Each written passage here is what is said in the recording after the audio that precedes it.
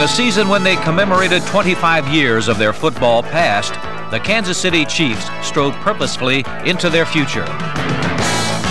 1984 produced its share of rough moments, punctuated by a mid-season 4-game losing streak. But the Chiefs never quit, never stopped working to improve. And by season's end, this young and talented band of Chiefs had turned away defeat and welcomed victory. Division rivals Denver, Seattle, and San Diego all fell victim to the Chiefs' whirlwind finish. The turnaround was a tribute to head coach John Mackovic. A teacher, a leader, a man whose composed and positive approach is steadily building the confidence of his young team. You see him waggle, play for check down. You need to get to the middle of the field. We were formation into the boundary. 83 fullback out. Didn't that linebacker ride you hard? No, that was 27. Oh, that was a man on you, or if it's a man. This man is probably the most positive man I've been around. Way to go, way to play. He has come in and changed the attitude of the entire team. It started way back in minicamp, and there's more of an enthusiastic and winning attitude on this team than I've ever seen since I've been here. The 1984 Chiefs finished the year as one of the toughest teams in the AFC. The importance of their season-ending winning streak cannot be overlooked. The Chiefs stayed together, battled back, never gave in. John Mackovic's Kansas City Chiefs closed out their silver season as a team together.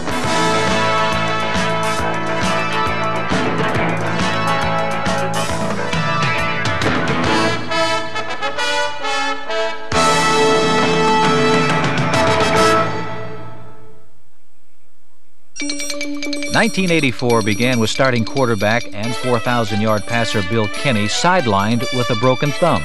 Todd Blackledge would make his first NFL start at Pittsburgh's Three Rivers Stadium. Not a pleasant spot for a coming-out party. But Blackledge disdained the new steel curtain and calmly directed the Chiefs to victory.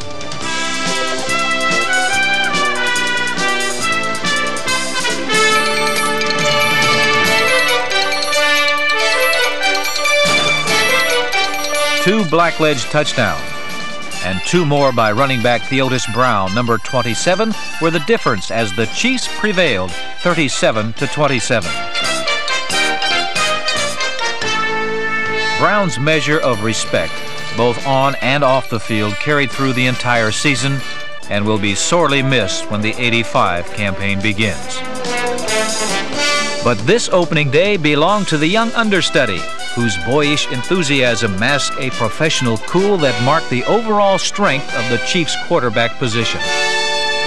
A week later, the site was Cincinnati's Riverfront Stadium, and Blackledge, behind the sturdy offensive line of Matt Herkenhoff, Brad Buddy, Bob Rush, Tom Condon, Rich Baldinger, Jim Rourke, and John Alt, again led the Chiefs to victory. Spectacular support came from wide receivers Anthony Hancock and Carlos Carson. Get on first down, he's straight back. Wings the right side of the end zone. Carson, touchdown! Blackledge once more was the leading man as the Chiefs earned their second impressive road win. 3 weeks later, against Cleveland at Arrowhead, it was the defense that commanded center stage. In a devastating display of defensive might, the Chiefs recorded a team record 11 quarterback sacks, and they added 4 interceptions. Rookies Kevin Ross and first-round pick Bill Moss, number 63, were prime movers in an assault that shattered Cleveland's offense.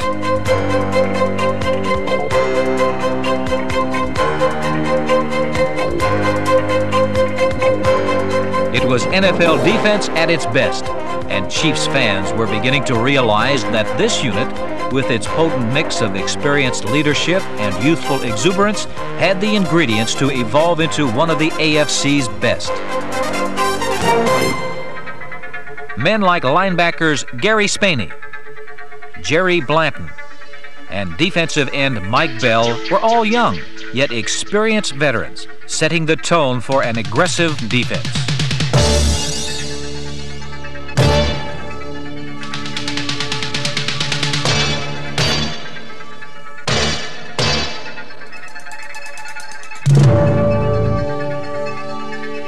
It all started on the defensive line. Bell and fellow end Art Still were the main men as the Chiefs established a new team record for quarterback sacks in one season.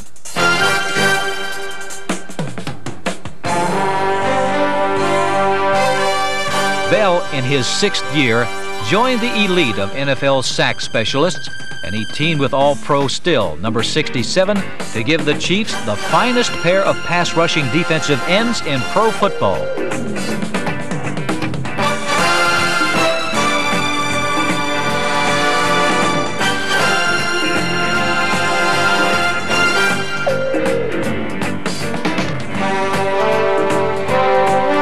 Joining this dynamic duo up front was rugged rookie nose tackle Bill Moss. Moss anchored the middle of a dominating defensive line.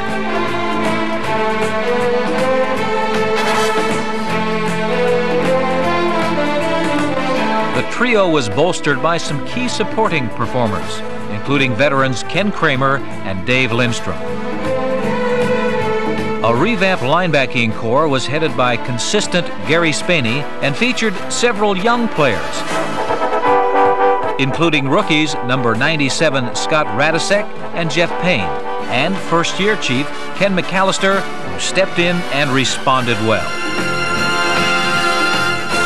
Youth was also served in the secondary, where no Chief has more than 4 years of NFL experience.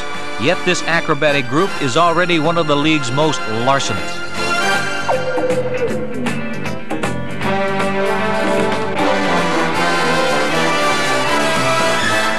For the second straight season, All-Pro safety Deron Cherry, number 20, was among the leaders in interceptions, and in 1984, he had lots of help. Rookie cornerback Kevin Ross, number 31, went from 7th-round draft choice to starter and was voted the Mac Lee Hill Award winner by the Chiefs veterans.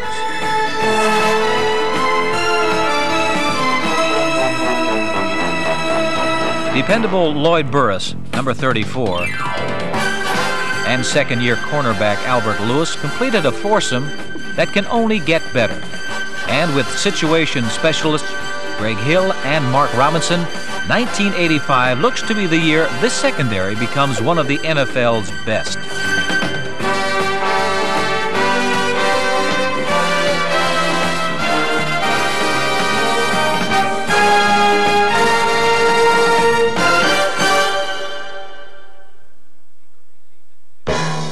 The early season successes could not hide the fact that the Chiefs were playing inconsistent football. The 3 wins were matched by 3 defeats, and they entered a Week 7 meeting with San Diego needing a victory. Home at Arrowhead, the Chiefs began tentatively, and in the second half, they looked to Bill Kenny for a spark. Kenny was playing for the first time in 1984, and he performed as if he had never been away.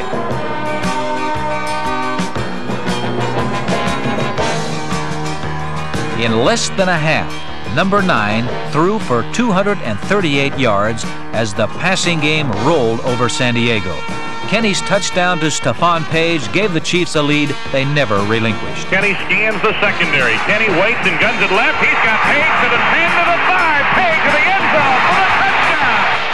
With Kenny in control, the Chiefs' offense exploded. The final touch was provided by rookie running back Herman Hurd. 1st and 10, Kansas City. The blitz is on. The pitch goes to Hurd. A sweep to the right side. He turns to the 30, 35. Out of speed to the 49. Right sideline. One man to Peter Green, and he's not going to catch him. Herman Hurd to the 20, 10, 5. Touchdown, Kansas City. 69-yard run by Herman Hurd. The Chiefs were winners in a game they had to have. There were many supporting players, but the featured performer was the man who had made his first 1984 appearance, Bill Kenny. Kenny is a survivor in the true sense of the word.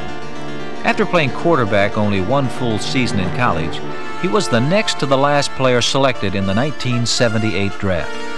Traded by Miami and released outright by the Redskins, Kenny had his own doubts about his football future. I wasn't sure that I was going to make an NFL club. I was hoping I could. I didn't think of being a starter. In fact, when I first made it with the Kansas City Chiefs, I can remember telling my wife that I thought I really pulled the wool over their eyes because I did not think I was good enough to play in the NFL.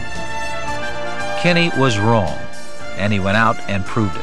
His rise up the league's quarterbacking ladder was swift, as he passed his way from sometime starter into the NFL record book in one short season.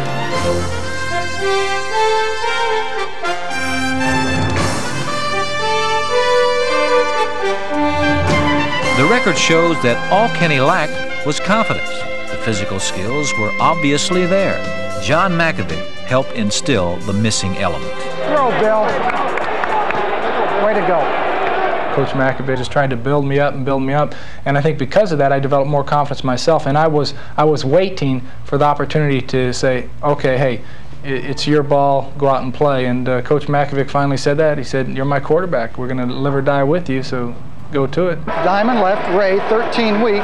And if you get any pressure, tell Carlos you're going to look for him. Down here, let's not try to get too greedy. Just work the play. Tell those guys to uncover. A common sideline sight. Coach and quarterback working as one. They were in zone, so he stayed up. I saw it was zone too. I saw Carlos open up so quick. I tried to zip right in the hole for the first down. Yeah. He knows quarterbacks.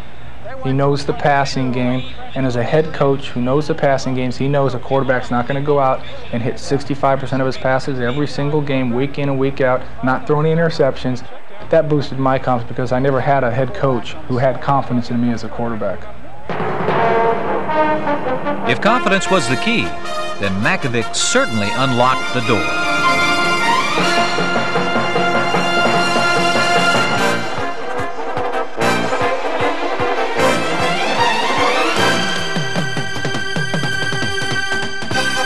Kenny's weapons are many, including a wide receiving core as deep as it is talented. No team can match the Chiefs' diverse array of quality and quantity. Anthony Hancock, J.T. Smith, and Stephon Page. And starters, Henry Marshall and Carlos Carson. The range runs from the solid to the sensational.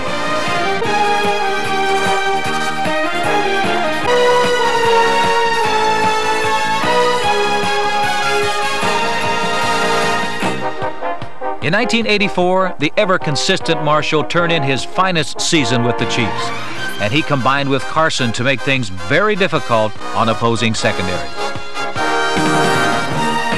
Carson is the small but slick deep threat, a 1,000-yard receiver for the second consecutive season. His speed and catching ability allow him to outdistance the defense and provide the perfect complement to the bigger Marshall, a terror over the middle. Number 89 catches the ball in traffic as well as anyone, and the rest of the league is now finding out what Chiefs fans have known for years. Henry Marshall is an outstanding wide receiver.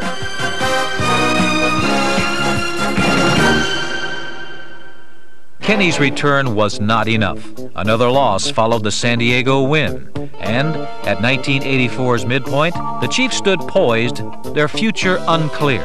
It brightened against Tampa on the season's 9th Sunday. 27-yard line, Tampa Bay territory. Chiefs are leading by a point. The blitz is on. Here they come. Here they come. Kenny back to throw. Pop flies to left side for Marshall over the shoulder. Yes, Kenny sir. to the 5. Touchdown! This Kenny to Marshall score was the difference in a 24-20 victory.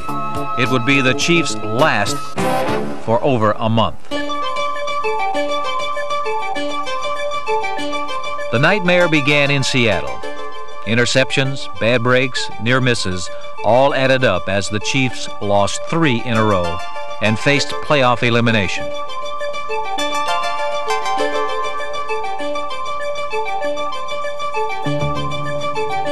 But they rebounded on the road against the Giants, due in large part to some brilliant individual efforts like this one by wide receiver Stephon Page. Hancock in the slot, right side. Page slot left. Kenny takes the snap, has protection. Kenny looking around. Rain goes to left side. Page is out there, and the pass caught by Page.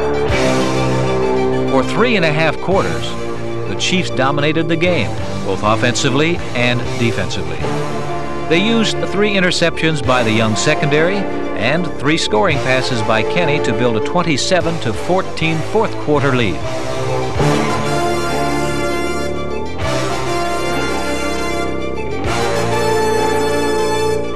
But it was not to be. The Chiefs fell in the closing minutes, their 4th straight defeat. A season once so promising now needed to be salvaged.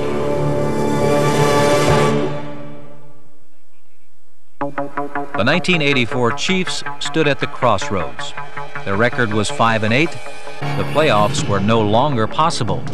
3 games remained, all against division opponents. How they performed would say a great deal about their season. More importantly, it would speak volumes about a future that was presently clouded.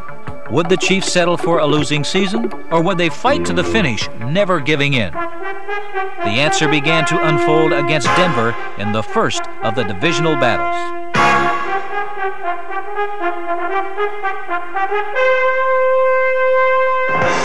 Quickly behind 10-0, the Chiefs' defense asserted itself and shut out the Broncos the rest of the way.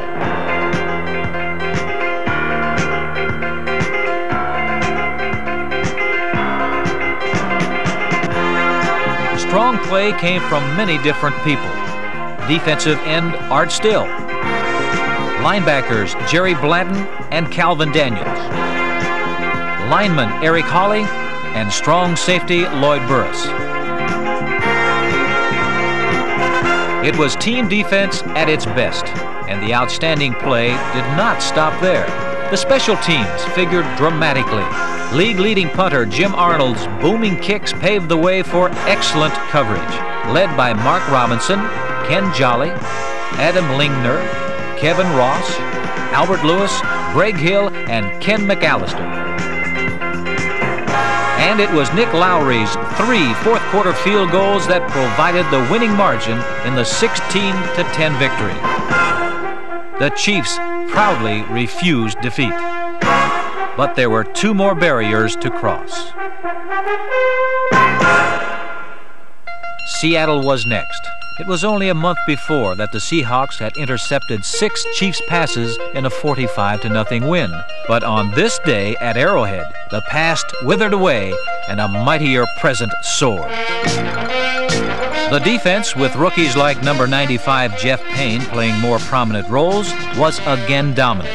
This time, the Chiefs picked off 6 passes, and a scoring return by rookie Scott Radisek set the stage for a rout. Back to throw, Craig, looking right, all the way. Now he throws it right, intercepted by Radisek. 15-10-5, touchdown! But the game was more than another strong defensive showing. It was the Chiefs' finest overall performance of the season, and it came against a Seahawk team tied for the division lead.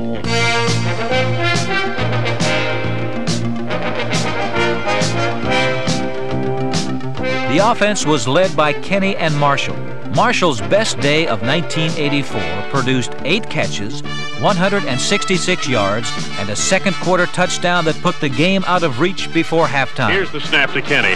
Sets up, pumps once, now being flushed out of the pocket, throws it over the middle. He's got Marshall at the 5 to the goal line. A touchdown!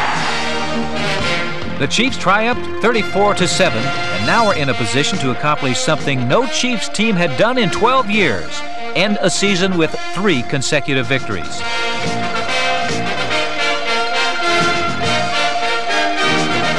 John Mackovic's Chiefs had pulled together in the toughest of times, never losing sight of their goal to improve each and every week. The final test took place against San Diego, a team the Chiefs had not swept a season series from in 11 years. But the Chiefs had come too far to be denied now. Beginning with Billy Jackson's short run on their opening drive, the Chiefs scored on their first 3 possessions.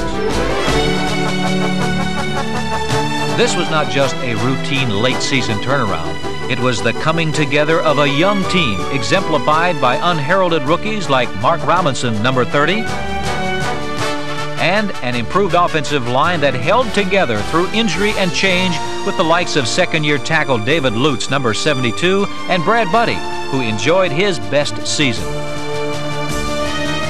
The surge was most evident in the revitalized running game that broadened the offensive base. Chargers appear to be in a blitz with the linebackers, and here they come. Kenny has time. He floats the middle, going for Page, makes the catch, cutting left, 35 to the 30, and he'll go all the way. Touchdown, Stephon Page. The Chiefs roll over the Chargers in another powerful display of all-around football. The Chiefs had battled back. They had not surrendered. This team was clearly ready to move forward. In 1984, the silver anniversary of Lamar Hunt's founding of the American Football League, the Kansas City Chiefs looked back. It was a year to honor the proud tradition of a franchise that has produced championship teams and outstanding individuals, and captured the hearts and minds of fans of all ages. But this year of silver celebration aroused much more than memories of great teams and great players gone by. 1984 stirred thoughts of winning teams to come. The Chiefs will take the field in 1985 knowing that they can beat the best in the AFC West, pro football's toughest division. A change in attitude has been forged, and the Chiefs have now developed the confidence that goes with building a winner. There's such a fine line between the teams that go to the playoffs and the teams that stay home. It really is. I think everybody has to go out there with every Sunday and know that they're going to win their battle in front of them. Every single play, and play with the intensity you're going to win every single play and just dominate the person in front of you. I think if everybody goes out there with that individual attitude, then I think as a team you're going to be a winner. The guys are excited, and I think for the first time in many years, we believe that we can win and go to the playoffs. It is truly an exciting time for the Chiefs. In 1984, they learned that team unity and cohesion are essential if success is to follow. The task in 1985 is to pick up where they left off. One thing is certain, the Kansas City Chiefs enter the new season as a team together.